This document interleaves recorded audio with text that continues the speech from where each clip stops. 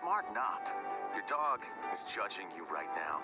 No punches and give no bull, no spin.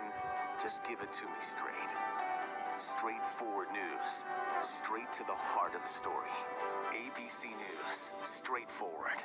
Now, with so much on the line, ABC News, America's #1 news, is right there for you live on Hulu with stories of strength, stories of hope. Because now, when it matters most, Hulu has live news. Hulu has live news. Hulu has live news. And that news is ABC News. ABC News Live on Hulu. ABC News Live on Hulu. watch the news you need. Thanks so much for streaming with us. Streaming to all Hulu subscribers right now. The Americans here on the ground and the Iraqi 18,000 tons. Patatas. Ismail?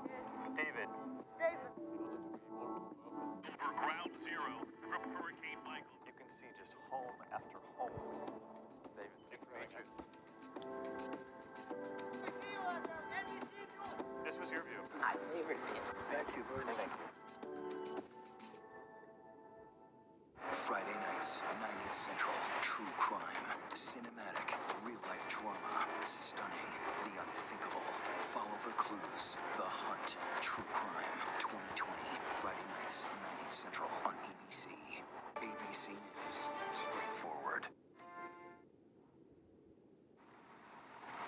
Back now with a New York City jail inmate's second escape attempt ending in failure. The man facing assault charges climbed to the Rikers Island roof a few days ago. He jumped into the East River trying to swim to LaGuardia Airport before being caught. An update now on the deaths of those two siblings in Idaho whose remains were found on the property of their mother's new husband. Court documents reveal that Lori Vallow was convinced that her kids had become zombies. Relatives say Vallow and her husband Chad Daybell, both in jail now, were part of a doomsday cult. Cell phone pings led police to the children's bodies. Vallow's brother's cell phone was traced to the property the days each child went missing. He died of natural causes in December. The University of Southern California is remembering former football player Max Turk. The 26-year-old died Saturday while on a hiking trip with his family in his native California. No details about his death were provided. Turk played in the NFL with Arizona in 2017. Comedian D.L. Hughley is recovering this morning after a scare during a show. The 57-year-old collapsed Friday on stage in Nashville. On Instagram, he told fans he was suffering from exhaustion and dehydration. He also revealed he tested positive for coronavirus, but is not showing symptoms. Earlier, I spoke with Dr. Imran Ali. I asked him about that health scare for Hughley, but we started with the president's rally amid the pandemic. Dr. Ali, let's start with the president's rally over the weekend. Not a full house, but thousands of people right next to each other. We knew the coronavirus concerns before. What else did you see that concerned you? And what should health officials, those at the rally, and even those who know someone who attended the rally be focused on right now? You know, we didn't see a full house, but we did see, by some estimates, approximately 6,200 people.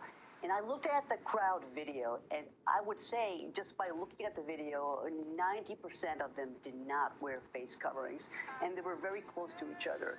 And we do know that, this virus, according to research from the London School of Hygiene and Tropical Medicine, may have a dispersion factor, or what we call a K factor, which is very high. That means 10% of people who are infected may account for up to 80% of the viral spread. It really is very concerning, and that's why we're really trying to make sure people don't go to crowded arenas. Comedian D.L. Hughley was performing over the weekend. I'm sure you saw when he collapsed on a stage in Nashville. He was treated for exhaustion and dehydration and then tested positive for COVID-19. He says he's asymptomatic, no fever, no cough. Hughley is going to quarantine in his hotel in Nashville for 14 days. Most are assuming this morning that that collapse was linked to the virus. Would that be correct?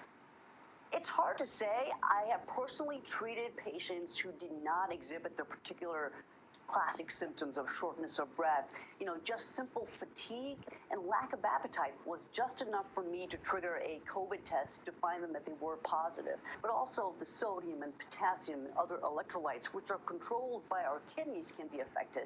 And we are knowing now that COVID does indeed, in fact, affect the kidneys.